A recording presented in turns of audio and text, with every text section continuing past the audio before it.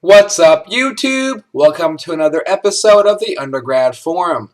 Now, in this video, we're going to talk about how to study for any science course in college. Now, I made this series on how to study in medical school, how to study pharmacology in medical school, micropath, physio, biochem, whatever. I made all those individual videos on how to study for those specific courses in medical school. And I got a lot of people telling me, hey, what about how to study biochem, G-chem, physics, bio, O-chem? What about all that stuff on how to study those classes in college? And that was a good point you guys made. That totally could be a series. But then I thought about it and realized it really can't. Because, the way you study in medical school is you have your class exams and you have the shelf for that subject and you have step one. And that all happens in a very short period of time and they all kind of build on each other in a different way, which is why it was almost necessary to make those how-to videos for those courses. But when I thought of, okay, how am I going to do it for how to study for OChem, GChem, physics, it's all the same, and there is no real strategy for each. So I'm just going to use the example of OChem, but it's going to be universal for any science course you're going to take. I don't care if it's lower division bio, biochemistry, embryo, molecular bio, organic chemistry, general chemistry, physical chemistry, physics, anything, even math, calculus, whatever. It's all going to be the same. So if you're taking any kind of science course, you can apply this strategy. And this is why I'm making this video. So let's get right down to it. Here, for some reason, I still have my OChem book from undergrad. I so should have sold this. I could have made like $100. But kidding. I kept it because for some reason I thought, oh, I'm going to use this in medical school. What was I thinking? But to be fair, when I was in college just a couple years ago, the internet wasn't as beautiful as it is now. Now, anything you want you can find online with a beautiful description. Back in ye old days, 5 years ago, when I was back in OChem, the internet was not as receptive and interactive as it is now. So I think I was justified to keep it, but now it's like, really, who's going to look at a book? Anyways, let's get down to it. So this is the book I used when I was in college. It was Organic Chemistry 7th edition by Carrie, and that's all it is. Okay, so what do you do? How do you study? One, you get your textbook for the course. There's no way around it. You have to do it. I'm sorry, it probably costs like $100 or $200 because why? College student textbooks cost a ton of money and they don't cost a ton of money for medical school. Is that fair? No. Is it genius business? Absolutely, because there's a lot more college students than there are medical students. So I'm sorry. Just go buy your books. We all have to. But seriously, you have to buy the book. I knew some students who were like, oh, I'm just going to borrow my friend. No. Buy the book. Keep your own copy. Don't share it, or share it. But you need to have one copy with you. Like it needs to always be at your house, because you don't want to be. Because what if suddenly you're like, man, I feel like doing OChem, right? I know some of you are looking at this and cringing, like I hate this class, but I'm going to break it down. It's going to be easy. But seriously, you need to have the book always on your table because there are times you'll just like wake up and you're like, oh, I don't feel like doing anything, and you're like, you know what? I can handle OChem, and you just do it. So, what do? One, buy the book.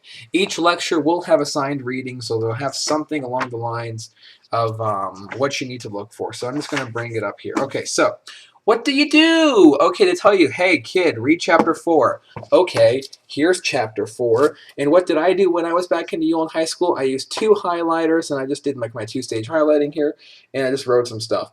Okay, that's the first thing. Just read it, for God's sakes. Get into knowing what it's all about, and that's it, right? So just go ahead and read the book. Simple. Then, this is where you start making your money. You are not money, not like physical money, but this is where you start to make progress. So you sit there, you read the chapter. The chapters have like built-in problems. You do them, you're like, that's interesting. Science, medicine. And if you don't understand, you go back and you figure it out, whatever. You progress, you work through the chapter at your own rate. And I will say this now, and I'll say it again. If another person asks me this question, I'm going to freak out. It doesn't matter how long it takes. There is no amount of time that it should take. I've had so many people ask me, how long should it take me to read a chapter? How long should I be studying for something?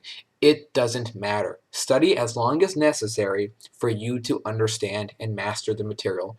If it's 4 hours, it's 4 hours. If it's 14 hours, it's 14 hours. If it's 60 hours, it's 60 hours. Work at the rate you need to achieve what you need to do for the mastery of the course. If it's taking you way too long, you might want to go stop by the what's it called, like the learning center, and those people literally will change your life. They'll give you simple tips on how to increase your time management, how to increase your study strategy. You apply those simple tips and you become much more efficient and productive. I've tried making like several videos on these topics. Check out my channel somewhere. I'm not going to make a link because I forget to do them every time, but just check out the channel. There are plenty of videos I made on how to increase your time efficiency, how to have a really small, rock solid schedule. Check it out. So that should make it more efficient. But regardless, if your friend's getting through a chapter in 1 hour and it's taking you 4, it's taking you 4, whatever. I was very slow, but it never affected me in a negative way because I went through it slowly, I took my time, and by the end of the chapter, I knew what I was doing, right?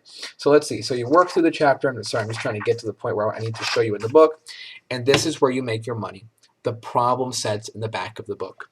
You have them for general chemistry, organic chemistry, physics, bio, calculus. Everything has this. Every science book will have a chapter that you read with built-in practice problems for the most part, and in the back of each chapter you have a full set of questions to do. So here, for example, in organic chemistry was chapter 4, alcohols and alkyl halides. That sounds exciting, but irrespective. So you would read through a chapter, and then here it says problems, and you do. Okay, this is called 4.21. I don't know why it starts with question number 21, but I guess there was 20 practice problems built in, and so we start with number 21 of problems, and you do all of them, and I have little like checks like that as to all the ones that I did. And you just do them all. And it's not that many. Look, it's only like 22, 59. That's nothing, man. It's like that's like 40 questions. It's easy, right? So what do? You go through them and you do every single question. You may be wondering, whoa, whoa, whoa, whoa, whoa there, cowboy. Like, I remember back when I was taking like calculus, or I was taking like advanced stats in college, it was like, oh, just do all the odd questions and that's like your homework or something, or maybe there is no homework but the teacher recommends you do all the odd questions. Are you just going to do all the odd questions? No, you're not going to do all the odd questions. What is wrong with you? You're going to do every single one. Why? Because it's good practice.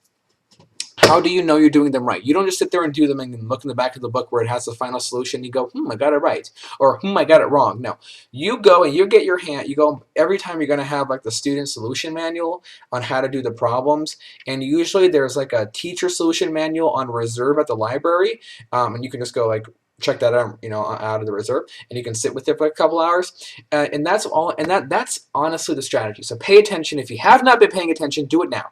You read the chapter. You did the practice problems built in. You did your best to understand the chapter. Now you hit the problems in the back of the book. This is where you make your money. You're doing the problems. You sit there from problem number 1 to the end. You do each one nice and slow. You do it on your own. Okay, I did number 1.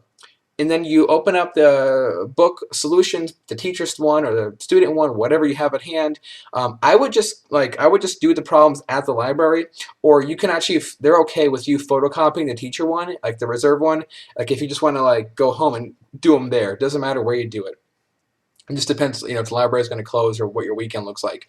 But irrespective, you do one problem and you did it, and you're like, okay, look, I remember stuff from the chapter. You look at the solution manual, you look at how they did it, and is your answer the same? If it is, pat yourself on the back, have a sip of water, next problem. And you can you just do this all throughout. The beauty of this is that it's easy. Like just doing problems is just like doing or preparing for an exam. It's easy. The more problems that you do, the more effort you put into the problems, the greater bang you'll have for your buck when it comes to exam time.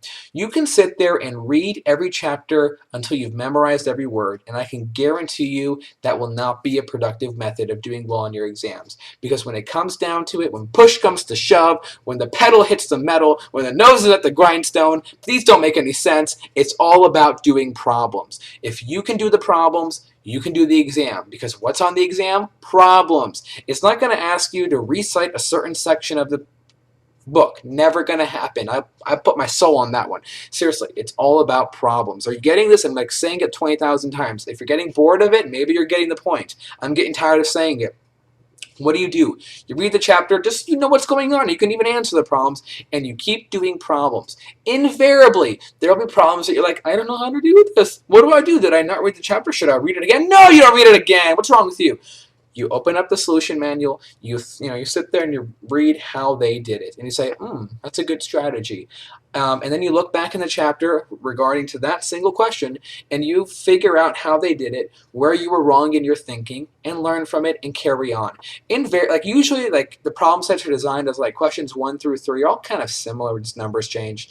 Then like 4 through 6, they're all similar with some things change. So usually, if you get one wrong, there'll be like 1 or 2 more that you can keep practicing at. So it's all about understanding. And by doing problems, the reason to do problems is not to test your understanding of the chapter, but it's to test your understanding and to learn from the problems. That's something that a lot of people miss for some reason. Learning from the problems is a huge part of learning for any science course. Doing problems itself is like a style of doing what's called reverse engineering, where you're hitting all the high points for the chapter. You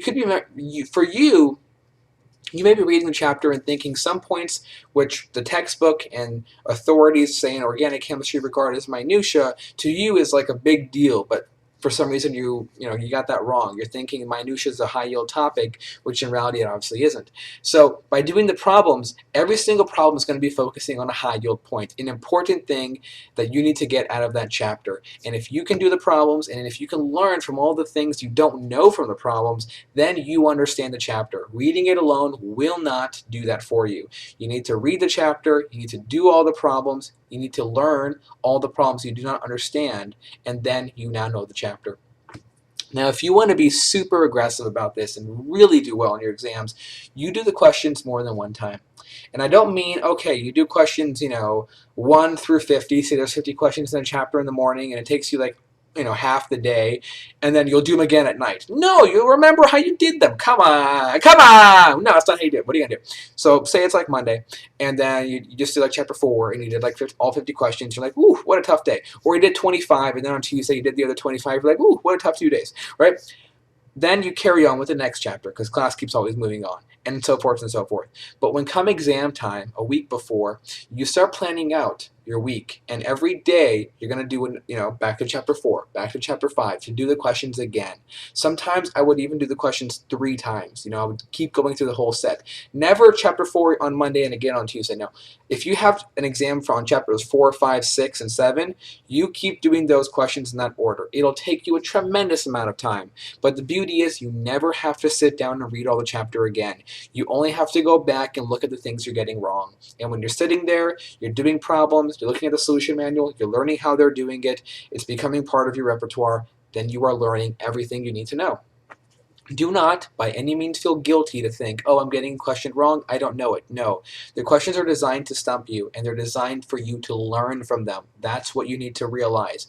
The problems are not there to test. The problems are there to test and for you to learn from. And the sooner you realize that, the sooner you will start to just slam your college courses, and whether it be OChem, GChem, physics, anything, it's all the same. Alright guys, I hope you enjoyed this video. It was a bit long, but we had a lot to cover, and it's important. Hopefully if you can apply these strategies, have the willpower to do the questions. The last thing I want to tell you, it was a big thing to me. When I was taking exams as a freshman in like general chemistry, I was not fast enough, and that was bad. And my teacher said, hey kiddo, listen up. This is actually her advice. She's the one who taught me, just, dude, sit there and do all the questions and learn from them. And she said, get yourself like a timer. I use this digital one. I used to have like a spring one for cooking, but I used it so much it broke. So I just ended up getting one of these like cooking timers. You just like type in the minutes. And I would set up, so the first round through, I would be sitting there, I'd be doing questions one by one, looking at the solution manual, learning from my mistakes, going back to the chapter, such and so forth. But once I had done all that, say for chapters 4, 5, 6, and 7 for the exam, and I was coming back to chapter 4 to do all the questions again, I would set a timer.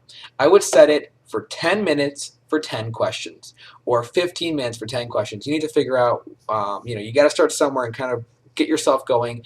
At a speed of about, I think, a minute a question was what I was told back then. I don't exactly remember, but you need to learn how to go fast. You can't take your time too much because that could leave you in a situation where you don't get up the whole test done in the allotted time. So I got this after I had gone through the exam slowly once, and I was going through my second run through of the questions. I would time myself. So now I had the stress of time in addition to the stress of the questions, i.e., you are perfectly emulating an examination, and when come time for the exam, you're going to do great. So there you go, guys. I hope you enjoyed these tips. Let me know when you implement them how they go. I definitely hope they help you. I'm I'm sure they will help you. There's nothing that I said that's weird, unusual strategy. It's nothing's, out of the blue. It's all common understanding things that people would never tell us in college. These are things that should just be obvious, but they're not. And it wasn't obvious to me, and I had to learn the hard way. And one of my teachers one day sat me down and told me, and I'm extremely thankful for that. So now I'm sharing it with you guys, and I hope you guys can implement them and really succeed in your studies and progress. All right, guys, leave any questions you have in the comments below. Send me a message, send me a video response. Do whatever you like. I'll find your contact. Share the video with your friends. This is important. If you have friends who are starting out in college or friends that are in school and having a hard time with the science courses, send them the video. Maybe it'll help them out. Maybe they'll watch it at midnight one day and go, I'll try that. Be out there, be helpful, be altruistic, guys. It's what we're doing. Help out your friends. All right, guys, as always, enjoy your studies.